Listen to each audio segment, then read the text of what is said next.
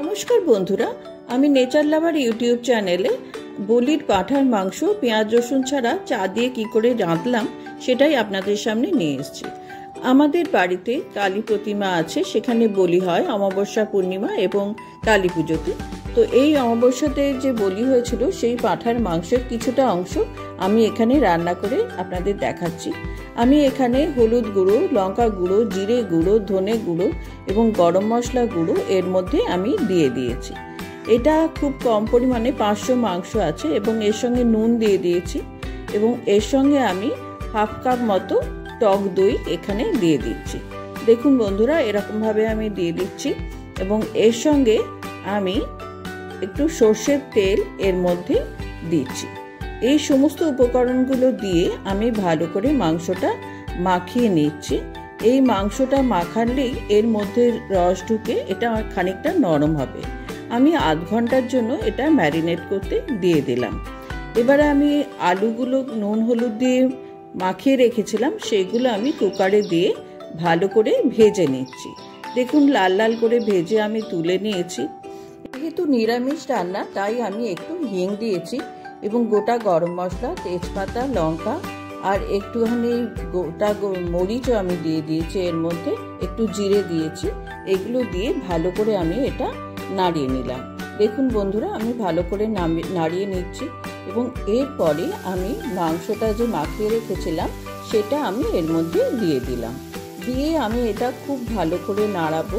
Gas একদম কমিয়ে আমি কাজগুলো করছি, কারণ গ্যাস যদি বাড়ানো হয় তাহলে কিন্তু মশলাগুলো জ্বলে যাওয়ার সম্ভাবনা আছে, পুড়ে যাওয়ার সম্ভাবনা আছে।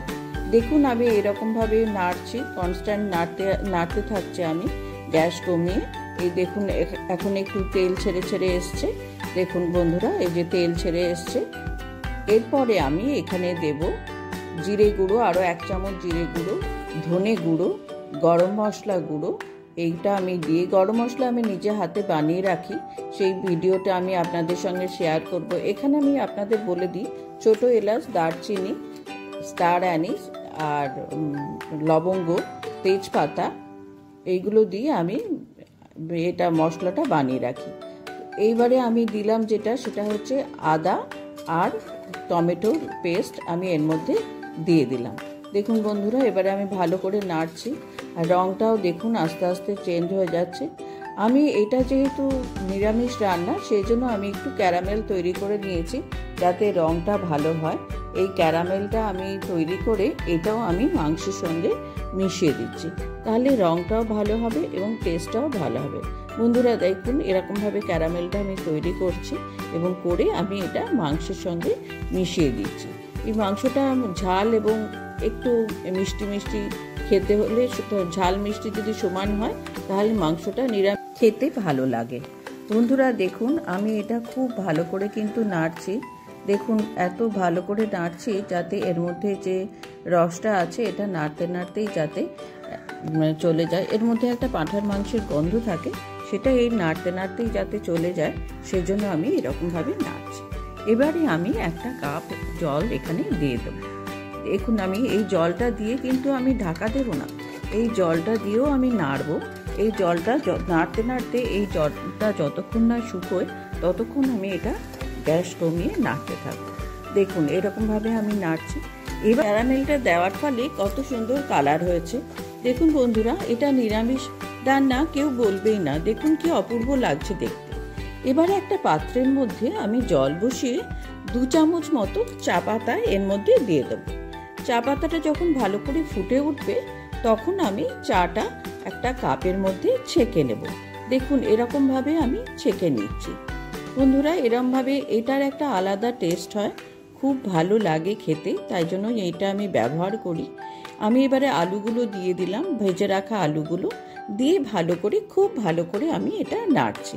যেটুকু যে জল ছিল এর মধ্যে সেই জলটা এর মধ্যে খুব ভালো করে নেড়ে একদম কষা হয়ে যাবে। খুব ভালো করে আমি কষাচ্ছি, আপনারা সেটা দেখেই বুঝতে পারছেন। এবারে আমি একটু গরম মশলা গুঁড়ো দিয়ে দেবো। দেখুন পাঁঠার মাংস, তাই আবার নিরামিষ, সেই জন্য এটা কিন্তু খুব ভালো করে কষাতেই হবে। এইবারে আমি ওই যে চাটা করে রেখেছিলাম সেটা আমি এর মধ্যে দিয়ে দিলাম। এর একটা টেস্টও খুব ভালো হবে এবং কালারটাও খুব ভালো লাগবে। নিরামিষ রান্নার একটু অন্যরকম স্বাদ করতেই হবে, তবে তো সেটা গ্রহণযোগ্য হবে। এবারে আমি কুকারটা লাগিয়ে দিলাম। প্রথমে আমি একটু গ্যাসের সিমটা বাড়িয়ে রেখেছিলাম, তারপরে একটু কমিয়ে আমি 5 থেকে 6টা সিটি বাজিয়েছি। এবারে দেখুন, খুললে দেখছি, আমি আপনাদের দেখাচ্ছি মাংসটা যেমন সুন্দর সেদ্ধ হয়েছে এবং সেরকম রং হয়েছে। কে বলবে এটা নিরামিষ রান্না? খুব সুন্দর খেতে লাগে বন্ধুরা। আপনারা বাড়িতে অবশ্যই করে দেখে আমাকে জানাবেন কেমন লাগছে। এরপরে আমি একটু ঘি দিয়ে দিলাম। ঘিটা কিন্তু অপশনাল, আপনারা দিতেও পারেন, নাও দিতে পারেন। এর মধ্যে আবার একটু ধনেপাতাও দিতে পারেন, তাহলেও ভালো লাগবে। এবারে আমি এটা নামিয়ে নিচ্ছি সার্ভ করার জন্য। দেখুন বন্ধুরা, কি অপূর্ব লাগছে দেখতে। কে বলবে বলুন এটা নিরামিষ মাংস? আপনারা অবশ্যই বাড়িতে করে দেখবেন আর খেয়ে অবশ্যই আমাকে জানাবেন কেমন আপনাদের লাগছে। অন্য টেস্ট আপনারা নিশ্চয়ই পাবেন। আর ভিডিওটি ভালো লাগলে লাইক, শেয়ার, সাবস্ক্রাইব করতে ভুলবেন না। আপনাদের বন্ধুদের কাছে শেয়ার করবেন। অনেকেই নিরামিষ মাংস খেতে ভালোবাসেন, তাদেরকে জানাবেন।